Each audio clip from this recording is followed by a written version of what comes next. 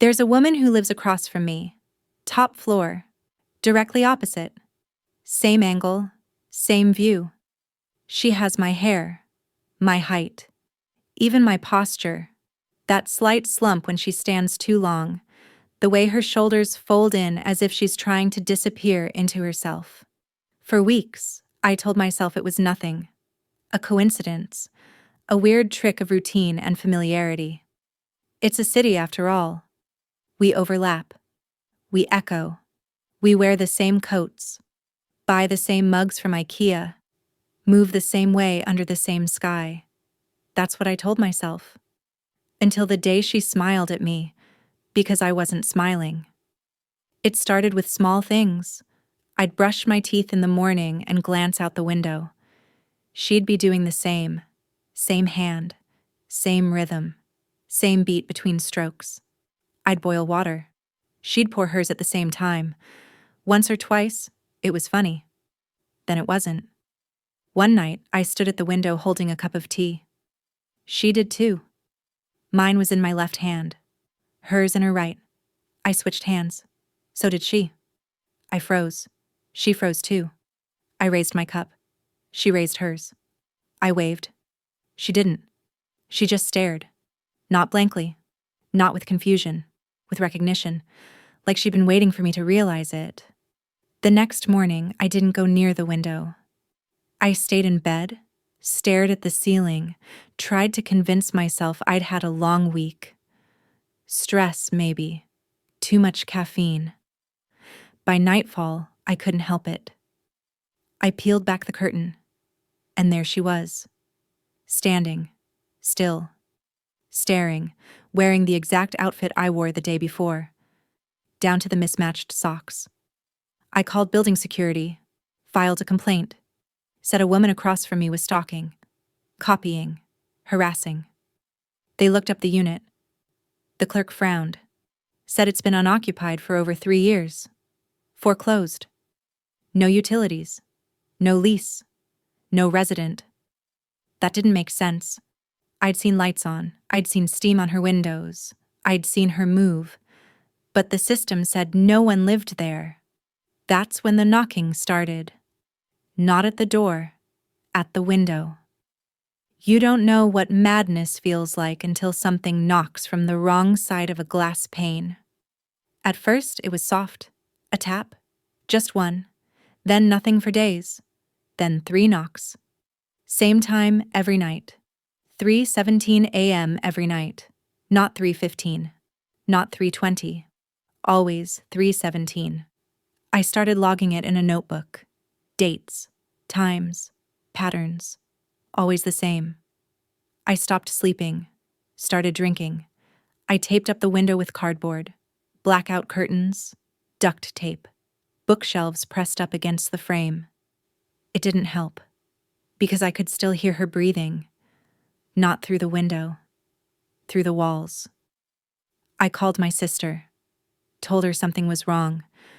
Told her I thought I was being watched. She offered to come over. I said no. Because deep down, I didn't want anyone else to see it. To confirm it was real.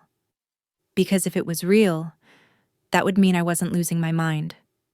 And that would be worse. I stopped going to work. Stopped answering messages. My boss left voicemails. Are you okay? You're worrying people. This isn't like you. But it was like me now. This version. This shrinking, shivering thing I'd become. One night I had a dream. In it, I was standing at the window. But everything outside was reversed. The street lamps curved the wrong way. The cars drove backward. Even the moon had flipped. And she was there. But this time, she didn't mimic me. She smiled and mouthed something. I woke up screaming, sweating, cold, alone. I didn't sleep again for 3 days. Then, I woke up in the wrong place. Not a dream. My bed was on the wrong wall. My toothbrush was on the other side of the sink. My mirror, cracked weeks ago, was perfectly whole. The layout was the same. but reversed. And across the street, in the window, she was there, tapping, mimicking me now, looking confused, frantic, just like I had. I was her. She was me. Or maybe we were always the same.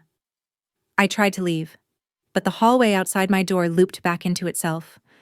I'd take the stairs, open the emergency exit, and walk back into my own kitchen. I shattered the window, but behind the glass was more glass. Behind that, brick. The building wouldn't let me out. On day 6, the phone rang.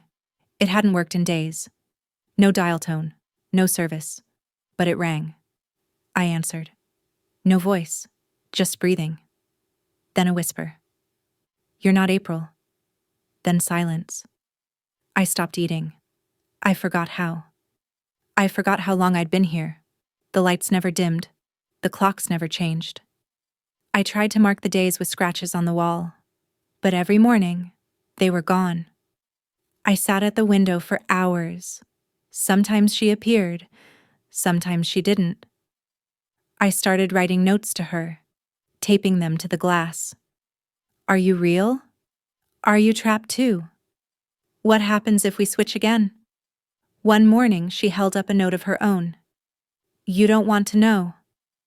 I watched her vanish over time, first her hands, then her hair. Her face began to blur, like a photo left in the rain. Then her eyes turned to glass. And one night, she just stopped moving. Now there's nothing across from me. No lights, no mirror, no mimic. Just a window filled with fog. And every morning I wake up a little more. Less. My memories fade. My voice sounds wrong. I speak out loud just to hear myself. Sometimes the echo speaks back and says something different. One night I looked into the mirror, and it blinked first. Last night, someone knocked. Not from outside, from inside the mirror. I'm not April, not anymore. She left, or broke, or fell too far. And now I'm all that's left behind the glass. If you ever look across the street and see someone who looks like you, don't wave, don't smile, don't blink. Because if they're watching, it means your reflection is already gone.